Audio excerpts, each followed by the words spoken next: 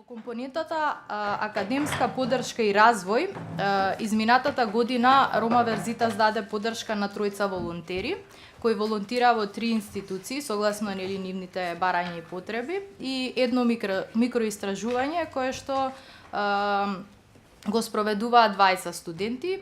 Волонтерите работеа заедно со ментори, некои од менторите се тука присутни денеска. Тие ги насочува во нивната работа, се со цел да го извлечат нивниот максимум, да ги воведат во секојдневната работа на институцијата во која што волонтира и да ги запознаат со нивната деловна култура.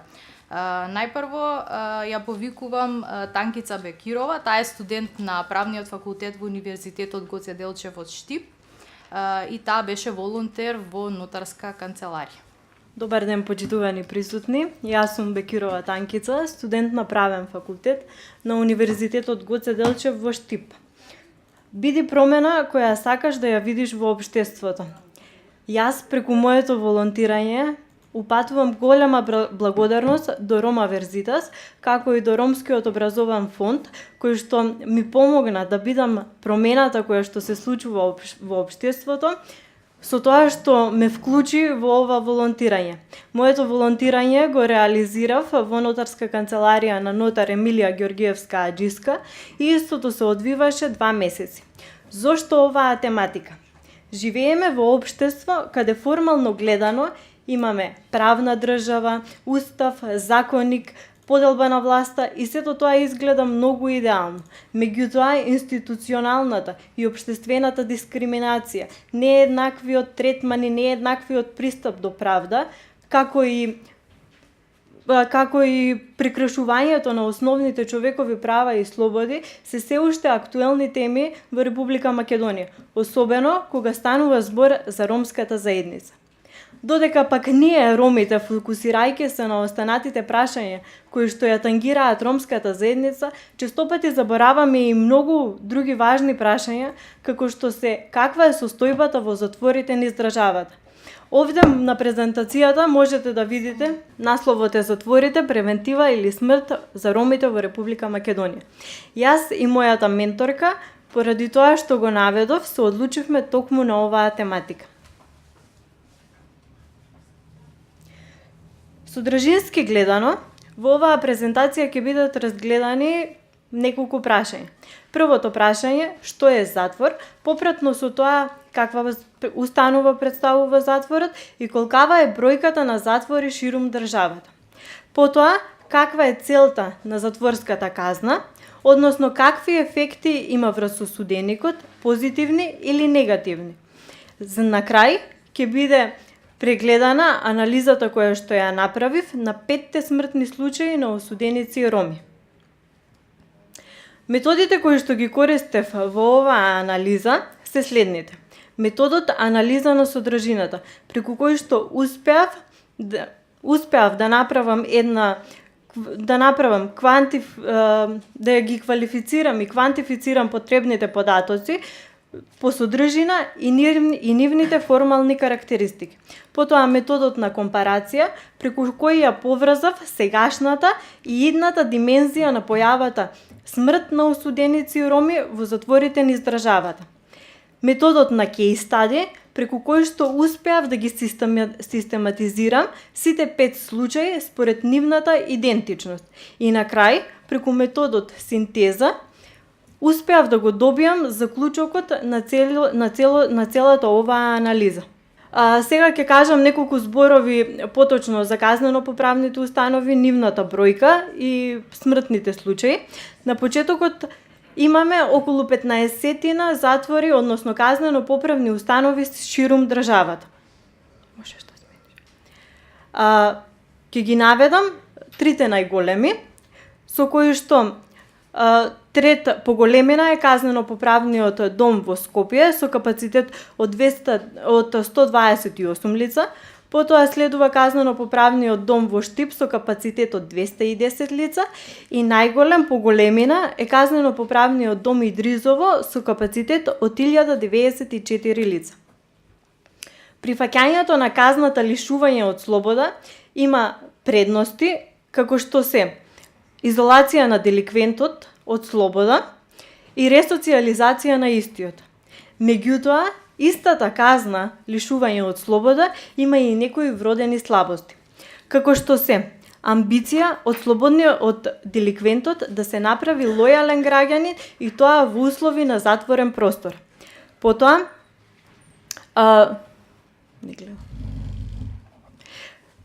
свикнување на казната, лишување од слобода, со тоа што деликвентот може на истата да свикне и да не ја чувствува како зло, појава на така наречена криминална инфекција и она што е најлошото во оваа затворска казна се јавува како извор на ново зло, односно на ново криминално дело. Она на што сакам најмногу акцент да ставам се 5 смртни случаи кои што ги анализирав. Можете да видите, почнувам од 2010 година, имам еден случај во 2010 година, додека 4 случаи се во текот на 2017 година. Првиот случај кој што го анализирав се случил во јули 2010 година. Лице од ромска популација под сомнителни околности починало во казнено-поправниот дом во Гевгелија и тоа по 48 часа откако почнал да ја издржува казната затвор. Неговото семејство, сакајќи да ја добие правдата, не успеало да добие правда во судскиот систем во државата. Затоа поднала апликација до Европскиот суд за човекови права, каде што овде се вклучува пак владата на Република Македонија, каде што во судска спогодба се согласува на семејството да плати оштета од 9000 евра и истото со тоа се заклучува случајот, односно се става крај на случајот Еминов против Македонија. Следниот случај кој што се случува, односно кој што го анализирав, е на почетокот на 2017 година. 19 годишен ром, припадник на ромската етничка заедница, загинува во затворот во Гевгелија. Овде имаме еден исти случај, односно имаме сличности помеѓу и претходниот случај и овој случај. Затвореникот, односно осуденикот, пред да заврши 48 часа од почнување на неговата казна, го праќаат во болница каде што каде што тој бил во коматозна состојба со видни модринки на телото. Овде Европскиот суд за човекови права ја потенцира бруталноста и тепањето од страна на затворските чувари во затворите низ државата, не само во овој затвор, туку низ државата во сите затвори. Додека пак како причина за смртта на осуденикот се наведува 7 пати поголема доза на метадон. Метадон представува лек кој што се користи за одвикнување од зависници од хероин. Има 7 пати поголемо количество на метадон во крвта, кое што било препишано од лекарите во затворите. Следниот случај кој што го анализирав се случил во март 2017 година. 21 годишен затвореник починал во Скопскиот затвор. Како причина за смртта се наведува исто така тепањето и бруталноста од страна на затворските чувари. Во истиот месец се случува ист таков случај. 25 годишен затвореник загинува, односно починува во казнено-поправниот дом во Штип. Како медиумите, според извори од медиумите, се вели дека причина за неговата смрт била недоволната лекарска помош, недоволната храна која што ја добивал, како и бруталноста од страна на затворските службеници. Последниот случај кој што го анализирав се случил во јули 2017 година. 45 годишна затвореничка ромка починува во казнено-поправниот дом во Идризово. И пак овде го среќаваме бруталноста и тепањето од страна на затворите, но при тоа овде имаме каде изјава на директорот на казнено-поправниот дом во Идризово, каде што отфрла секаков случај, дури вели дека тој случај не ни постои. Поврзано со овие случаи, изјави даваат Народниот правобранител и Европскиот центар за човекови права на ромите.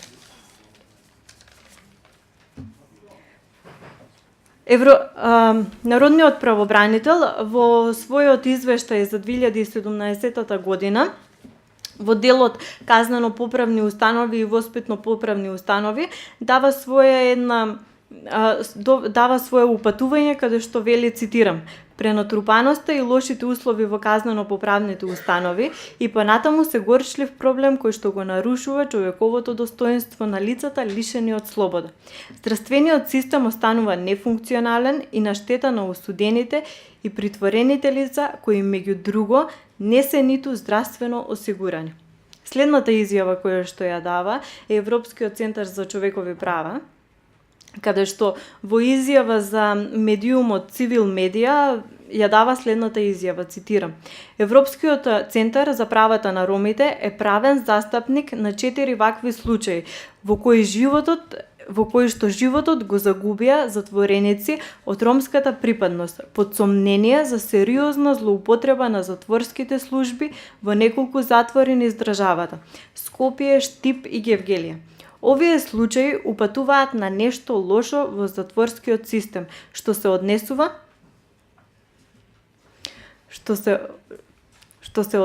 до третманот кон ромите. Нашата цел е ваквите груби повреди на човековите права да бидат целосно искоренати. Сега можам да ги кажам заклучокот кој што го добив преку методот на синтеза. Она што можеме да го заклучиме од оваа анализа е следното. Имаме енормна 100% зголеменост на смртта на осуденици роми во текот на 2017 година. Потоа, она што заедничко за сите 5 случаи кои што ги анализирав е тоа што сите 5 осуденици се припадници на ромската етничка заедница. Има сомнение за тортура и тепање од страна на затворските службеници, како и добивање несоодветна лекарска помош. Исто така, во неколку случаи, како што забележивте, имаме и употреба на лекот метадон, односно користење на лекот метадон во поголема количина од дозволеното.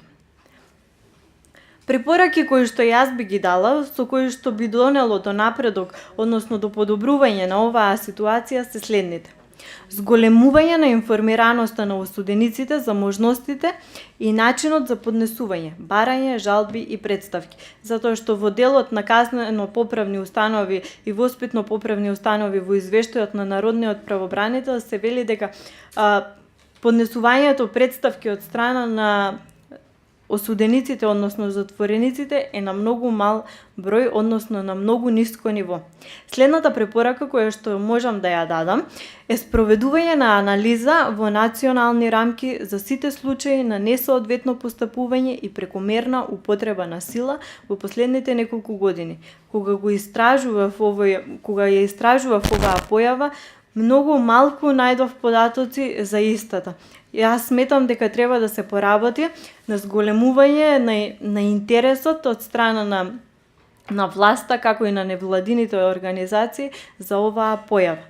И на крај, да се поправи состојбата во казнено-поправните установи во поглед на хигиенските услови, лекарската посветеност и надзорот од затворските службеници, затоа што во 5 случаи кои што ги анализирав, можам да забележам дека имаме премногу бруталност од страна на затворските службеници, несоодветна лекарска помош која што ја даваат на осудениците. Ви благодарам на вниманието. Ти благодарам, Танкица, за анализата. Ова е навистина проблем кој што сите нас, особено ромската заедница, треба да не засега и понатаму да дискутираме во однос на ова прашање, да најдеме решение. Предлагам да ги слушнеме сите презентации и потоа на крај ќе оставам простор за прашања и дискусија во врска со темите кои што ги презентира студентите. Сега го повикувам Руфат Демиров, студент на Правниот факултет на политички студии Јустинијан први, да ја почне својата анализа. културно општество, поголемиот дел од испитаниците сметаат дека принципот на граѓ студент на политички студии на Јустинијан I. И денеска сум тука да кажам неколку зборови за моето волонтирање во владата на Република Македонија во кабинетот на министерот без ресор Аксел Ахмедовски. Менторот кој што му водеше низ ова волонтирање е Мерсиха Усеин, советничка на министерот без ресор.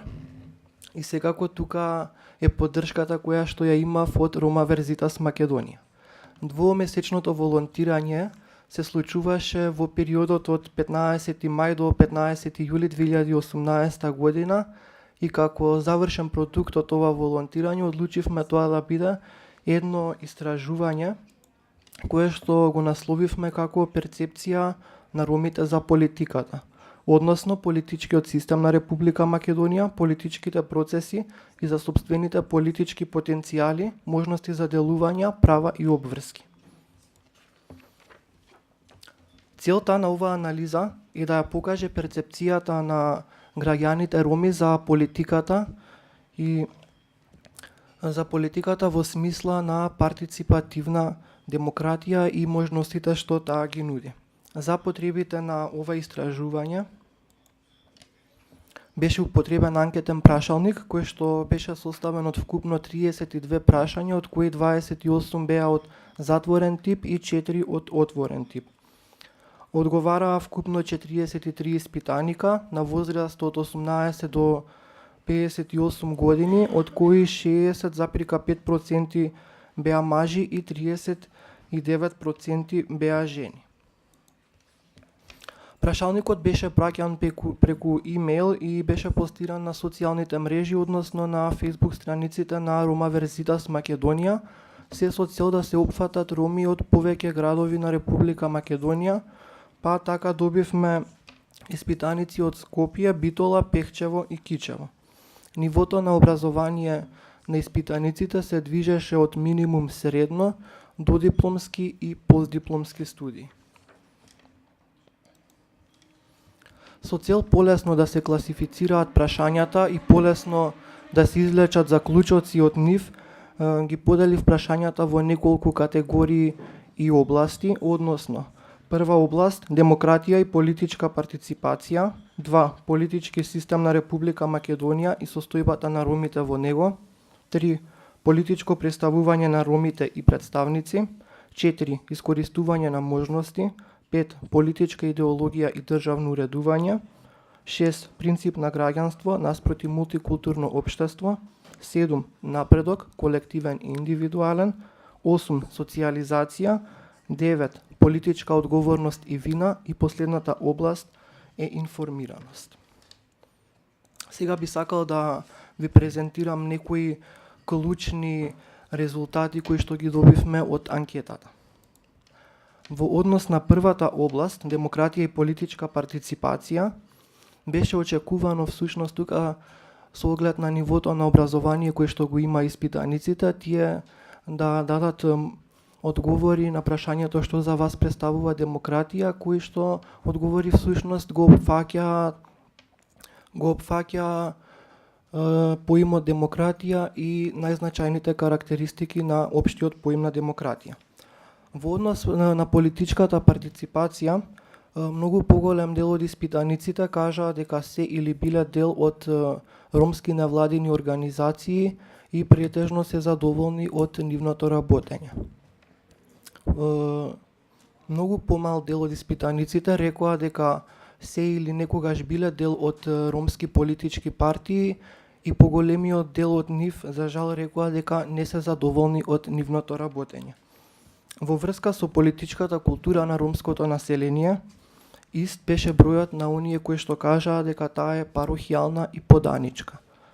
Ова значи дека владее мислењето дека ромите се народ кој што не е многу заинтересиран за политиките кои што се носат, ниту пак за начините како да влијаат врз нив, или пак ако се заинтересирани за политиките, тие не се заинтересирани за начините врз нивно влијание. Многу малку од испитаниците кажаа дека сметаат дека политичката култура на ромите е партиципативна. Во однос на политичкиот систем на Република Македонија и местото на ромите во него, испитаниците рекоа дека политичките партии се најголемиот и највлијателниот членител на политичкиот систем во Република Македонија. Испитаниците сметаат дека ромите во Република Македонија се група која недоволно ги ужива своите права согласно Уставот на Република Македонија. Најголемиот број од испитаниците ја обвинија државата која не интервенира за сегрегираноста и маргинализираноста на ромите во Република Македонија. Во делот политичко представување на ромите, според поголемиот дел од испитаниците, политичките представници на ромските интереси во институциите на власта не работат во интерес на ромите. Во делот искористување на можности, испитаниците сметаат дека ромите во Република Македонија недоволно ги користат можностите што представничката демократија им ги нуди. Но кога станува збор за сопственото искористување на можности, најголемиот дел од испитаниците рекоа дека редовно го искористуваат своето право на глас и тие веруваат дека нивниот глас можно е да влијае врз изборните резултати. Во делот политичка идеологија и државно уредување, поголемиот дел од испитаниците рекоа дека слободното учество, кое вклучува права и обврски, е најидеалниот начин на организирање кој треба да го практикува ромската заедница. Но од друга страна пак, интересно е што имаме одговори кои покажуваат дека најголемиот дел од испитаниците сметаат дека социјализмот, сватен како еднаквост, кој патем не вклучува партиципативност, е политичка идеологија која што најмногу му одговара на еден просечен ром. На прашањето кога ромите би имале собствена држава, кое уредување најмногу би му одговарало на особеностите на еден народ, најголем дел од испитаниците одговорија со либерална демократија, која повторно не е компатибилна со идеологијата на социјализмот. Во делот принцип на граѓанство наспроти мултикултурно општество, поголемиот дел од испитаниците сметаат дека принципот на граѓанство е многу попогоден терен за напредок на ромската заедница во рамките на Македонија, отколку принципот на мултикултурно општество. Во делот напредок, поголемиот дел од испитаниците сметаат дека колективниот напредок е многу поприфатлив за напредување од индивидуалниот напредок. Во делот социјализација, поголемиот дел од испитаниците сметаат дека ромите не се доволно социјализирани и вклучени во политичкиот живот на Република Македонија. Во насока на политичка одговорност и вина, најголемиот број од испитаниците ги обвинија ромските и неромските политичари како најголеми виновници за лошата состојба на ромскиот народ. Веднаш по нив, најголеми виновници според испитаниците се самите граѓани роми. Како најголем проблем со кој се соочува ромската заедница, испитаниците го наведоа недоволното учество, пасивност и незаинтересираност на ромите. И последниот дел, информираност, тука поголемиот дел од испитаниците сметаат дека се доволно информирани за своите права и обврски како граѓани на Република Македонија.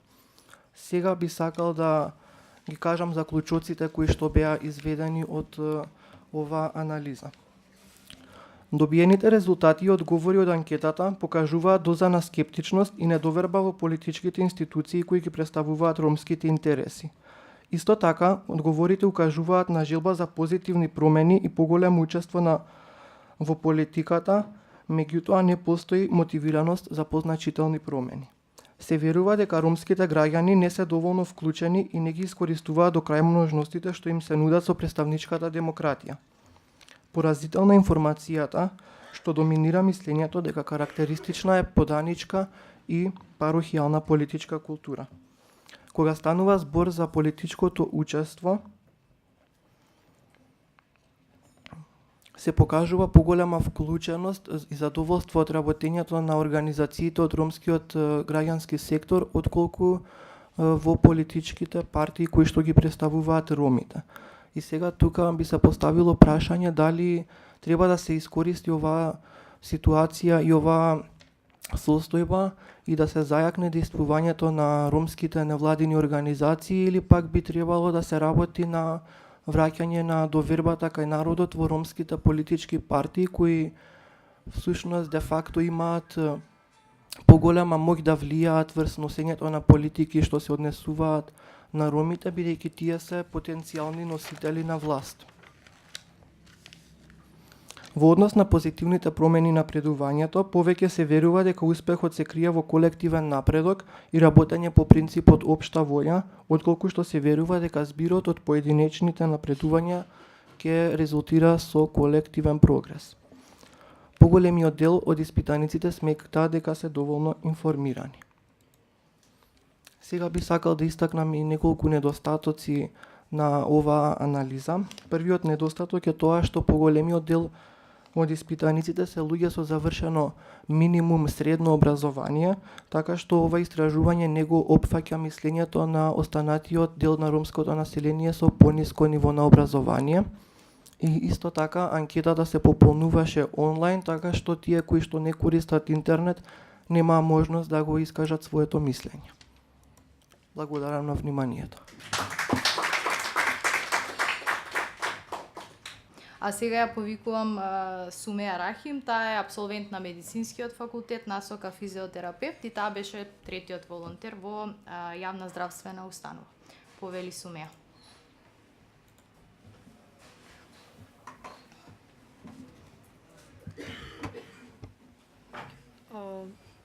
Добар ден, почитувани присутни. Моето име е Сумеја Рахим и сум абсолвент на медицинскиот факултет во Скопје. Сакам да им се заблагодарам на Рома Верзита за дадената можност за практиканство, односно за дадената можност да извршувам дел од работи кои што се состојат со мојата идна професија. Целта на мојата презентација, односно целта на мојата студија на случај е да го споделам моето практиканство или волонтерско искуство, да ги споделам личните мои искуства и да ги да дадам важност на превентивното лекување, односно важност на физикалната медицина и рехабилитација и погледот на ромите кон неа и секако да ги истакнам предизвиците со кои што се соочуваат ромите во здравството.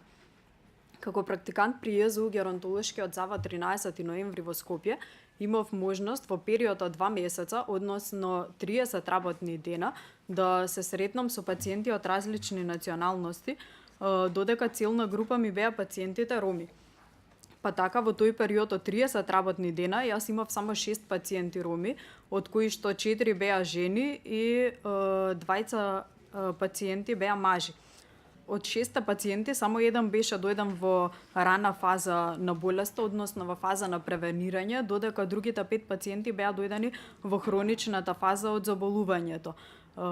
Пациентот кој беше дојден во фазата на лекување на болеста, на друга клиника му има диагностицирано фрактура или скршеница на скочниот зглоб, па така тој побара здравствена нега при ЈЗУ Геронтолошкиот завод 13 ноември, за да ги превенира останатите компликации, односно да ја подобри функцијата на својот зглоб, да ја подобри подвижноста и мобилноста. Тројца од тие вкупно 6 пациенти кои беа дојдени беа заболени од дегенеративни воспалителни заболувања, односно ревматски заболувања, како што се ревматоиден артрит, спондилоза и остеопороза, додека на една жена и беше диагностицирана дискус хернија.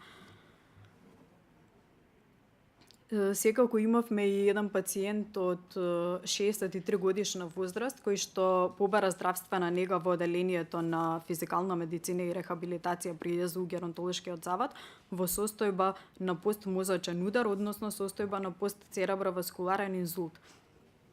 За жал, 2 пациенти од вкупно 6 мораа сами да се ги подмират сметките, бидејќи немаа здравствено осигурување, немаа никаков вид на здравствено осигурување, додека на 4 пациенти државата им ги подмири, односно фондот за здравствено осигурување им ги подмири потребните трошоци. Според моето искуство, дојдов до 3 клучни забелешки, дека ромите ретко посетуваат здравствена установа, односно само во хронични заболувања се јавуваат кај лекар-специјалист, дека им се уште и во денешно време им недостига здравствено осигурување и дека посетата на здравствените установи се бележи во подоцнежната фаза од заболувањето, односно од болеста. Побарав и други истражувања направени во врска со здравјето на ромите, за да ја видам состојбата и да ја споредам со моето лично искуство при ЈЗУ Геронтолошкиот завод, па така според спроведените истражувања се покажа дека ромите многу малку посетуваат лекар специјалист, односно дека имаат потежок пристап до здравствените услуги поради најчесто немање на лична идентификација или немање на здравствено осигурување, поради неможност да ги платат сами трошоците затоа што немаат здравствено осигурување, секако дискриминацијата која што е се уште на високо ниво и слабата здравствена писменост која што ромите ја имаат.